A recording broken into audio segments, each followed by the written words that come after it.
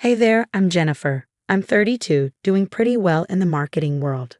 But right now, I'm back in my hometown for the hardest reason imaginable. My big brother Andrew's funeral. I can't believe he's really gone. Andrew and I were inseparable growing up. He was my protector, my confidant, my partner in crime. I remember this one time when I was 10 and he was 14. We snuck out to the old abandoned house on the edge of town, armed with nothing but flashlights and our overactive imaginations. "Stay close, Sar," he said, his voice steady even though I was terrified. "I got you." That was Andrew, always looking out for me. But then Karen came along. I tried to like her, really. When Andrew first introduced us, I put on my best smile and said, "Nice to meet you." But there was something about her, a coldness that never thawed. "Oh, so you're the famous little sister," she'd said, her voice sugary sweet, but her eyes cutting. "Andrew talks about you all the time." I could tell right then she saw me as competition. Every family gathering felt like a silent war. She'd make these snide remarks, suggesting I was too attached to Andrew or that it was time to grow up. Once at a barbecue, she'd said, loud enough for everyone to hear, "It's cute how you still cling to Andrew, Jennifer, but don't you think it's time to cut the cord?" I'd wanted to throw my drink at her, but Andrew had given me that look. The one that said, "Let it go, sis." So I did, for him. Now, standing in the funeral home, I see Karen playing the part of the grieving widow flawlessly. She's got everyone fooled but not me. Our eyes meet across the room, and for a split second, her mask slips. There's a flicker of something in her gaze, anger, guilt. I can't quite tell.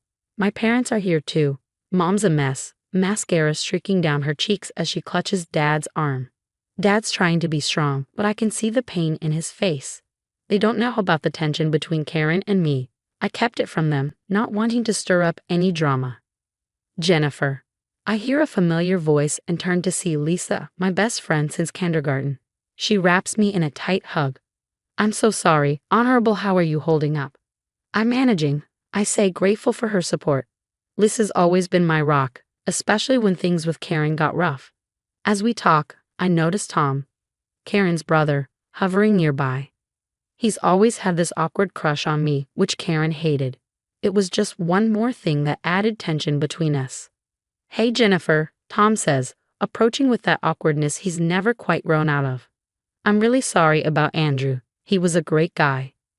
I nod, not trusting myself to speak. The whole situation feels surreal. My brother is gone, and I'm standing here, surrounded by a mix of genuine grief and a powder keg of unresolved issues. As the service begins, I can't help but think about all the things Andrew and I never got to say. The last time we spoke, he seemed off, like he wanted to tell me something but couldn't find the words. Now, I'll never know what it was. I glance over at Karen again, and this time she's staring right at me. There's a challenge in her eyes, a silent message I can feel in my gut. Whatever's between us, it's not over, and I know that whatever comes next is going to change everything. The funeral service is a blur of tears and whispers. I can't take my eyes off Karen. She keeps fidgeting, her gaze darting around like she's searching for an escape. When she finally stands to speak, her words sound rehearsed, hollow. "Andrew was everything to me," she says, her voice breaking in a way that doesn't quite ring true. "I don't know how I'll go on without him." I have to bite my tongue to keep from scoffing. After the service, we all head back to Andrew and Karen's house. I hang back, watching as Karen flits from person to person, playing the grieving widow with perfect, practiced grace. Moments pass where, when Karen thought no one was looking, her face seemed almost relieved. The weight of it all hit me, and I muttered to Lisa, "I need some air." Slipping away from the crowd, I wandered into Andrew's home office, a place strictly off limits when he was alive, by Karen's rules, not his. "What are you doing in here?" came Karen's voice from the doorway. I spun around, my heart racing as I met her narrow gaze.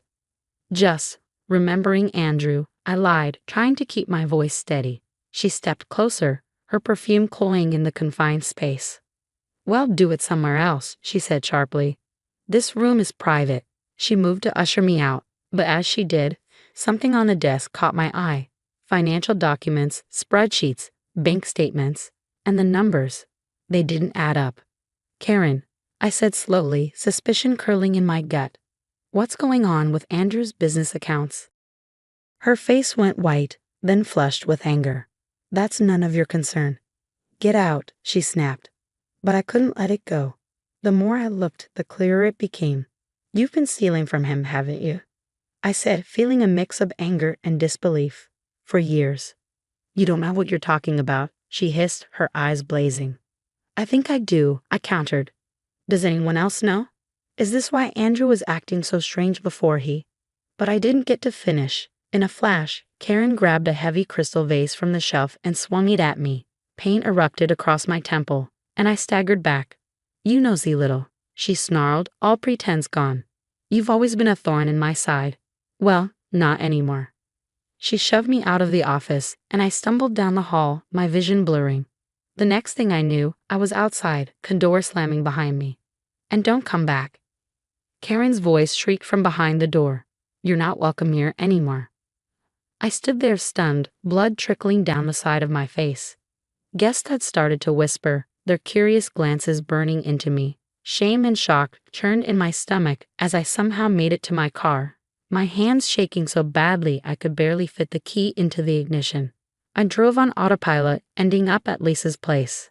As soon as I stepped inside, I collapsed into her arms, the events of the day pouring out in choked sobs. I told her everything, the documents, Karen's reaction, the vase. We need to call the police, Lisa said firmly, leading me to her couch. But I hesitated. I don't have proof, I said, despair washing over me. It's my word against hers, and she's the grieving widow. Who's going to believe me? Lisa's face was grim as she cleaned the cut on my head. So what are you going to do? I don't know, I replied, staring down at my still trembling hands. But I can't let her get away with this. I think it might be connected to Andrew's death. I need to find out the truth. The next few weeks passed in a whirlwind of sleepless nights and clandestine meetings. Lisa and I turned her apartment into our own little detective agency, fueled by coffee and a burning sense of justice. Look at this, Lisa said one night, handing me a stack of papers. I did some digging into Karen's background. She's got a whole other life we never knew about. I scanned the documents, my heart sinking. A previous marriage, I muttered, horrified. She told Andrew she'd never been married before. That's not all, Lisa continued, her voice grim. She has multiple fraud complaints against her under her maiden name. This woman's been running cons for years. My stomach churned, and Andrew had never known. We kept digging, piecing together Karen's twisted past. But we needed more, something concrete to connect her to the embezzlement from Andrew's business. That's when, of all people, Tom reached out to me. Jennifer, we need to talk, he said over the phone, his voice shaky. About Karen. There's stuff you need to know. We met at a dimly lit bar on the outskirts of town. Tom looked haggard, like he hadn't slept in days. I can't keep quiet anymore, he blurted out as soon as I sat down. Karen, she's done terrible things. To Andrew, to you, to so many people. Tell me everything, I said, leaning in. Tom spilled it all, how Karen had been siphoning money from Andrew's business for years, using it to pay off debts from her previous scams, and how she'd manipulated Tom into helping her cover her tracks. Andrew found out, Tom said, his voice breaking, about a month before he died. He confronted her, told her he was going to divorce her and expose everything. My blood ran cold. And then he suddenly died of a heart attack. Tom nodded, his gaze falling to the floor. I can't prove anything, but I've always wondered. He reached into his pocket and handed me a USB drive. This has everything. Bank records, emails, all the evidence of Karen's fraud. I should have come forward sooner. I'm sorry. Over the next few days, Lisa and I worked tirelessly, piecing together an airtight case against Karen. I reached out to some of her previous victims, gathering statements and more evidence of her long history of deceit. One night, as I sorted through some of Andrew's old files, I found something that stopped me cold. A letter, addressed to me, dated just days before his death. Jennifer, it read, if you're reading this, something has happened to me. Karen isn't who we thought she was. I've uncovered some terrible things, and I'm afraid of what she might do. I need you to be careful. Tears streamed down my face as I read Andrew's final words to me. But I also need you to help me expose the truth. You're the only one I can trust. I love you, sis. Stay strong. In that moment, my resolve solidified. This wasn't just about revenge anymore. It was about justice. Justice for Andrew, for all of Karen's victims, and for the truth. I looked at Lisa, my voice steady. We're going to take her down, whatever it takes. The next day, I walked into the family lawyer's office, feeling the weight of everything I'd uncovered pressing down on me. Mr. Johnson, who'd known our family for years, looked up as I entered, his brow furrowing in concern. Jennifer, what's all this about? He asked as I dropped a thick folder onto his desk. It's about Karen, I replied, holding his gaze, and what she did to Andrew. For the next hour, I laid out everything: embezzlement, fraud, her hidden past. With every revelation, Mr. Johnson's face grew grimmer. My God, he whispered when I finished. We need to take this to the authorities immediately. As the investigation unfolded, more of Karen's victims came forward, each with similar stories of manipulation and deceit. The charges against her began to pile up. With her deceptions exposed, control of Andrew's estate and business reverted back to our family. I knew what I had to do. I'm taking over the company, I told my parents one night. Mom looked worried. Are you sure, honey? It's a big responsibility. I nodded, my resolve unwavering. I'm sure. It's what Andrew would have wanted. The transition wasn't easy. The business had suffered under Karen's mismanagement, but I threw myself into the work, determined to honor Andrew's memory. Slowly but surely, things began to turn around. On the 1-year anniversary of Andrew's death, I visited his grave. The autumn leaves crunched under my feet as I approached the headstone. Hey, big bro, I murmured. I got so much to tell you. I told him about the business, how we'd landed a big new client last week, about Mom and Dad and how they were doing better these days. And yes, I told him about Karen, how she wouldn't be hurting anyone else for a long time. A warm breeze rustled through the trees, and for a moment I could almost hear his voice on the wind. Stay strong, sis. I got you. I smiled, touching the headstone one last time before turning to leave. Walking away, I felt lighter, freer. The past year had been a trial, but I'd come through it stronger. Karen was facing justice, the business was thriving, and most importantly, Andrew's memory was honored. Now I've got a question for you. If you discovered a loved one had been stealing from your family, would you turn them in or try to handle it privately?